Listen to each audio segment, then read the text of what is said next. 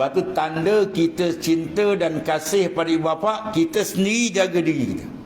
Kita jaga diri kita betul, buat amal saleh, itulah sebenarnya balasan yang paling besar membalas jasa dua ibu bapa. Amal saleh kita buat, bapa kita dapat. Sebab dia upline dia dapat. Kalau dosa ada tafsir kata ulama. Kalau ibu bapa dia dah ajar dia suruh baik, jangan buat jahat, tiba-tiba dibuat atau ditanggung sendiri. Itu ditanggung sendiri, itu tak libat dengan bapa lagi dah. Ya, ada pun kebajikan tak? Kebajikan Allah Taala beri istimewa. Ya, anak saleh berdalilkan pada hadis Nabi, ya tula iza mata ibnu Adam, ya in qata amalu ila min salasin sadaqatin jariyatin aw ilmin tafawi aw waladin salihin yad'u lahu. Ya, itu. Apabila mati saja anak Adam, maka terputus amalan dia, melainkan sedekah jariah. Sebab kita jangan hapuskan jariah orang. Ya. Ini kadang masjid baru-baru lagi, oleh kerana ada projek besar sodok masjid, dah macam dekat Palestin. Dia tengok kesian. Dia tak kesian kawan yang mati tu. Ya, orang yang mati tu sumbang buat masjid surau, ya, tiba-tiba kita pergi sodok, engkau jawab akhirat tu. Tak kira pun engkau jawab lah. Di mahkamah qadi Rabbul Jalil, akhirat kau jawab tu. Tu je. Kita banyak ni degil pun kita apa pun boleh pakai kalau tak.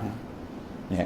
Kalau tuan guru saya di pondok sana, kau nak buat bangunan baru tak muat kan, segala kayu yang boleh pakai dia orang pakai lagi.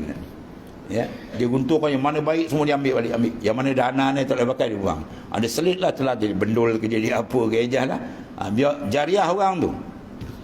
Sebab orang bila mati seolah-olah macam dia tenggelam dalam laut terkapai-kapai. Bila datang amal jariah tu, dia punya seronok. Harga dia tu khairun minad dunya wa ma fiha. Lebih besar daripada dunia dan isi dunia lagi. Itu jariah ataupun doa daripada anak saleh tadi. Sebab tu anak wajib, bukan sunat muakkad dia, wajib mendoakan ibu bapa dia supaya selamat dunia, lebih lagi di akhirat, supaya selamat di akhirat. Betul lagi kalau dia dah balik, kita kena doakan saja. Maka doa tu menandakan anak tu sifat dia jadi insan yang saleh.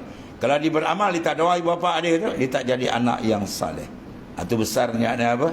Rangkaian tadi. Maknanya kalau sekiranya anak tu buat amal, maka ibu bapa dia akan dapat. Kalau anak tu buat maksiat, tengok bapak dia nasihat tak. Tapi kalau bapak dia pesan, kau ya, kalau aku tak ada besok, kau jangan putus asa lah menikam, aku sikit lagi kena itu. Wah, itu maut juga. Ya, itu dia dapat maksiat jariah. Tapi kalau dia ajar dengan baik, melarang maksiat, tiba-tiba anak tu degil, tu anak tu tanggung sendiri lah.